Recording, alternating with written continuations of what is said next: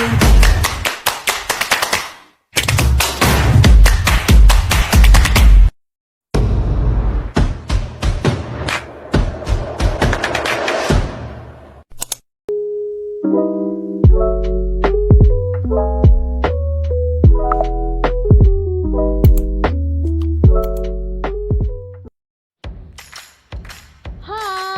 Assalamualaikum.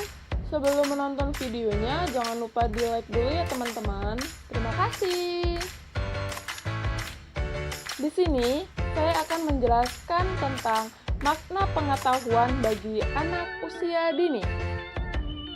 Pengetahuan adalah mengetahui, dan ia adalah sebuah proses yang diciptakan melalui aktivitas pembelajaran. Pengetahuan berasal dari pengalaman mentransformasi realitas melalui suatu interaksi.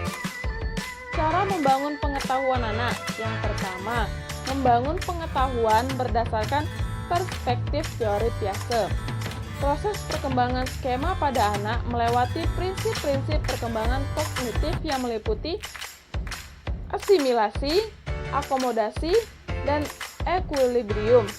Asimilasi adalah proses kognitif yang dengannya seseorang mengintegrasikan persepsi, konsep, nilai-nilai, ataupun pengalaman baru ke dalam skema atau pola yang sudah ada di dalam pikirannya. Yang kedua, bermain konstruktif. Bermain konstruktif adalah permainan di mana anak-anak menggunakan bahan untuk membuat sesuatu yang bukan tujuan bermanfaat, melainkan lebih ditujukan bagi kegembiraan yang diperolehnya. Pengembangan pengetahuan.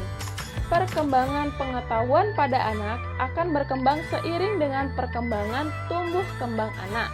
Perkembangan anak sangat dipengaruhi oleh faktor genetik serta peristiwa-peristiwa yang terjadi sesama kehidupan prenatal. Meski begitu, peran eksternal juga berpengaruh pada perkembangan anak. Berikut perkembangan pengetahuan, keterampilan, dan perilaku anak. Yang pertama, perkembangan kognitif. Perkembangan kognitif adalah tahapan-tahapan perubahan yang terjadi dalam rentang kehidupan manusia meliputi kemampuan berpikir, belajar, memahami, menyelesaikan masalah, dan mengingat. Yang kedua, perkembangan bahasa. Anak belajar mengenal suara, kata, dan kalimat menggunakan bahasa isyarat dan tubuh untuk berkomunikasi dengan orang lain. Yang ketiga, perkembangan fisik.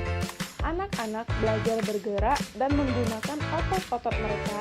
Ini dapat dipisahkan menjadi keterampilan motorik besar seperti menggunakan otot untuk berdiri, berjalan, dan berlari, serta keterampilan motorik kecil yang menggunakan otot untuk makan, menggambar, menulis.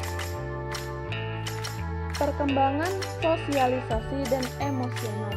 Perkembangan sosialisasi adalah bagaimana anak-anak belajar mengembangkan hubungannya dan kerjasama dengan anggota keluarga, guru, serta teman.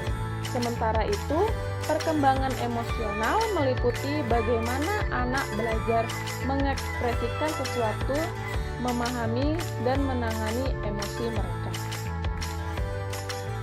Kegiatan yang dapat membantu pengetahuan.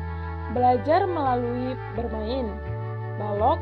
Belajar melalui permainan balok dimaksudkan pembelajaran yang menggunakan alat permainan edukatif, terbuat dari potongan kayu, plastik yang memiliki berbagai bentuk, dan cara memainkannya disusun atau disambungkan menurut imajinasinya sehingga membentuk suatu bangunan atau menyerupai benda-benda seperti rumah-rumahan, jembatan, pagar, dan lain-lain.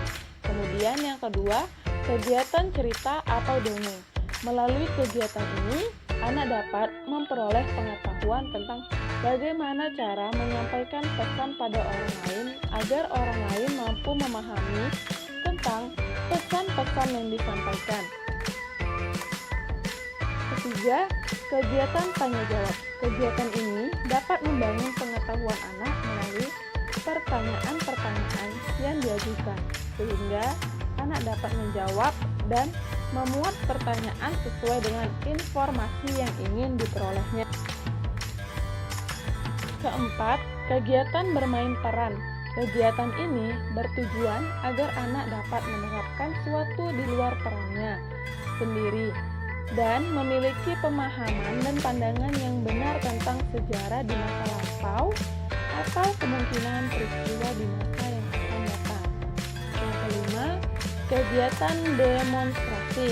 Kegiatan ini digunakan untuk pengetahuan anak dengan cara menunjukkan atau memperagakan suatu kejadian, proses, dan peristiwa. Peran guru dalam membangun pengetahuan anak.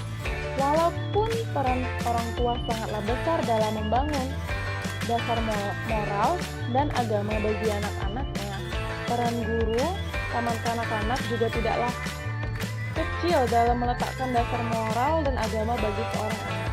Karena biasanya anak-anak taman kanak-kanak senang menuruti perintahnya gurunya. Oleh karena itu, seorang guru taman kanak-kanak harus selalu berupaya dengan berbagai cara dapat membimbing anak seusia taman kanak-kanak agar mempunyai kepribadian yang baik yang dilandasi dengan nilai moral. Sebagai seorang yang diberi kepercayaan mendidik serta menanamkan nilai moral kepada anak, guru harus benar-benar melaksanakan tugas dan perannya dalam kehidupan sehari-hari. Guru sebagai pendidik merupakan gerbang awal dalam membentuk kepribadian didik. Hal ini mengundang arti bahwa guru memberikan pengaruh besar bagi terwujudnya manusia yang beriman dan bertakwa kepada Tuhan Yang Maha Esa. Guru merupakan orang yang di tangannya terletak masa depan bangsa.